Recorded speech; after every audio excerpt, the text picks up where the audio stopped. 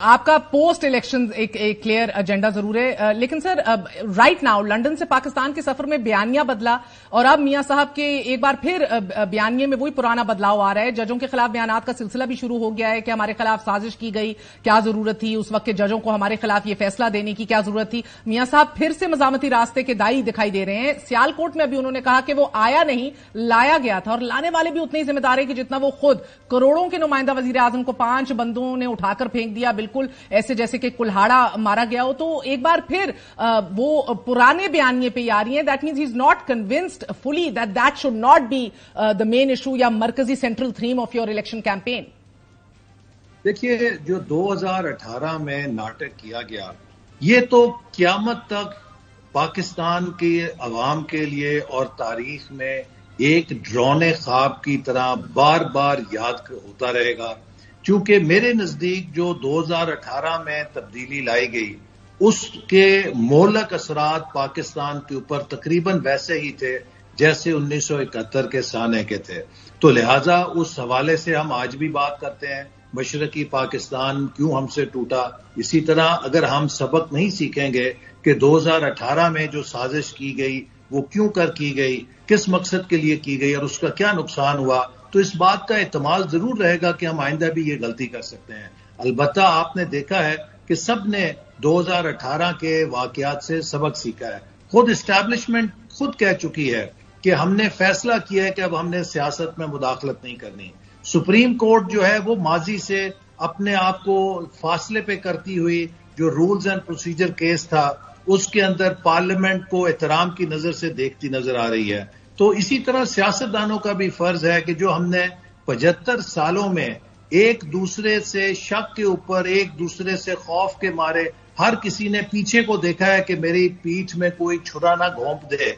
अब हमें एक नए एतमाद की जरूरत है जिसमें हर इदारा पीछे देखने की बजाय आगे की तरफ देखे और वो आइन के मुताबिक अपने किरदार को अदा करे, आपस में हम आंगी से हम आगे बढ़ें। यही एक रास्ता है जिससे पाकिस्तान इस गर्दाब से निकल सकता है। मगर ऐसे में बात है, सबक तो अजाले से होता है, सजा से होता है, उसके तायुन से होता है। क्या 2018 की शख्सियात को स्कॉट फ्री छोड़ देना वो सजा है?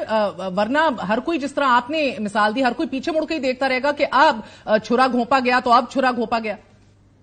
देखिए, मैं समझता हूं कि सबसे बदतरीन सजा ये होती है कि लोग किसी का सामना ना कर सकें। आज वो किरदार जो 2018 में मुलव्वस थे वो अवाम का सामना नहीं कर सकते, वो अपने घरों के अंदर मैसूर होकर बैठे हैं। इससे बड़ी क्या सजा हो सकती है? और लोगों की लेगेसीज खत्म हो गई हैं। और मैं समझता हूं कि यही वो तारीख का सबक है जो शायद कोई याद नहीं करता। तारीख पढ़ते सब हैं लेकिन इससे सबक नहीं सीखते। तारीख पढ़ना आसान है, उससे सबक सीखना शायद बहुत मुश्किल है। लेकिन 2018 में जिन किरदारों ने अपना किरदार अदा किया, आपने खुद देख लिया है कि जो मुल्क के हालात हैं, इस बोझ के सामने आज उनमें से कोई भी कौम के आंखों में आंखें डाल के बात। मगर नवाज शरीफ साहब, एहसान इकबाल साहब आज भी कन्विंस नहीं है ना कि तारीख से सबक सबने सीख लिया है, वरना वो बार बार तारीख को दोहराते नहीं। वो आज भी इसके ऊपर कन्विंस नहीं दिखाई दे रहे। वो बात करते हैं उन किरदारों की बार बार कि जिसको बहरहाल लंदन में छोड़ देने का ये एक दफा हुआ था, मीटिंग हुई थी, यानी कि वो आज भी मुतमईन नहीं है कि सबक सीखा जा चुका है। वो ये सवाल करने में तो हक बजाने में है कि कौम को उस राह से क्यों निकाला गया। देखिए, दुनिया में सबसे मुश्किल काम किसी कारोबार के लिए या किसी मईशत के लिए होता है मार्केट सेंटिमेंट। 2017 में पाकिस्तान के हवाले से दुनिया बुलिश हो चुकी थी।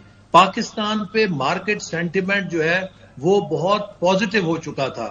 हमने जो यहां पे रजीम चेंज का प्रोजेक्ट चलाया उसने दुनिया का पाकिस्तान से कॉन्फिडेंस मुतज़लज़ल कर दिया। आखिर ये सवाल तो बनता है कि ऐसा क्यों किया गया। अगर हम ये सवाल भी नहीं पूछेंगे तो फिर हम इन गलतियों को बार बार दोहराएंगे। मगर सर, ये सवाल पूछना लेकिन उसके ऊपर कुछ करना ना, तो वो तो स्पेस ओपन रहती है। सो मियां साहब बहरहाल अगर हुकूमत में आ गए, मगर आ कौन रहा है, that is the $1 million question as well. Bilawal Bhutto तवातर से बुजुर्ग सियासतदानों को घर बैठने का मशवरा दे रहे हैं, उनका इशारा नवाज शरीफ साहब की तरफ भी है। नून लीग को महंगाई लीग भी आप लोग करार दे रहे हैं, गो कि उनके अपने वालिद साहब ये कह रहे हैं कि वो ना तजर्बाकार हैं। लेकिन speaking strictly about experience sir, तजर्बा बिलावल के पास नहीं है या मरियम साहिबा जो कभी इलेक्शन ही नहीं लड़ी? देखिए, ये तो अभी दोनों जो हमारे लीडर्स हैं इनमें से कोई भी दावेदार नहीं है कि वो अगली दफा अभी प्राइम मिनिस्टर बनने के लिए खुद को पेश कर रहे हैं। अगर बिलावल साहब ने कहा है, लेकिन उनके वालिद साहब ने कहा है कि वो अभी अंडर ट्रेनिंग है। तो इसलिए मैं समझता हूं कि इस वक्त तो हमें नवाज शरीफ साहब जैसी आजमूदा और तजुर्बेकार क़यादत की जरूरत है, और वो अल्लाह का शुक्र है कि हमारे पास दस्तयाब है। और मुस्लिम लीग नून के पास एक टीम भी ऐसी मौजूद है कि जिसको पाकिस्तान के मुआशी मामलात, पाकिस्तान के डेवलपमेंट सेक्टर, पाकिस्तान के दीगर जो अहम शोबे हैं उनके अंदर महारत भी हासिल है और उनका तजुर्बा भी हासिल है। तो इसलिए इस वक्त हम रिस्क नहीं ले सकते कि दोबारा कोई एक ऐसा तजुर्बा करें कि जिससे पाकिस्तान जो है पीछे चला जाए। और जो आपने कहा अब हालात बेहतर हो रहे हैं, इस बात को मत भूलिए कि जब हमें हुकूमत मिली थी तो पाकिस्तान वॉज नियर डिफॉल्ट।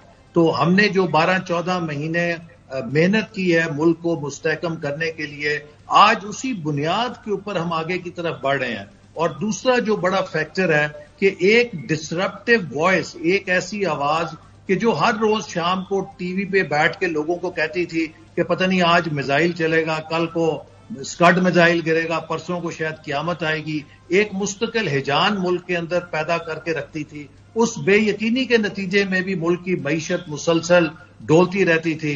तो आपने देखा उस आवाज की जरा थोड़ी खामोशी से मुल्क के अंदर एक नॉर्मलसी आ रही है। बिजनेसमैन कहते हैं कि हम दोबारा कारोबार शुरू करते नजर आ रहे हैं, स्टॉक मार्केट ठीक हो रही है, रुपया कदरे मुस्तहकम हो गया है। तो इस वक्त मुल्क को इस्तेहकाम की जरूरत है, मुल्क को डिसरप्टर्स की जरूरत नहीं है कि जो रोज सोशल मीडिया और टीवी लगा के बैठ जाएं और कौम को इंतशार की तरफ धकेलें, कौम को नई नई कहानियां सुना के खौफजदा करें कि जैसे पता नहीं कल को क्या क़यामत आने वाली है। हमें अब मुल्क को आगे लेके जाना है, इसकी तामीर नौ करनी है। ये बड़ा संजीदा मामला है, हम कोई आम रियासत नहीं, हम एक एटमी ताकत हैं। तो इस हवाले से मैं समझता हूं कि लोग भी अब बहुत समझदार हैं और मुस्लिम लीग नून इंशाअल्लाह ताला भरपूर कामयाबी हासिल करेगी।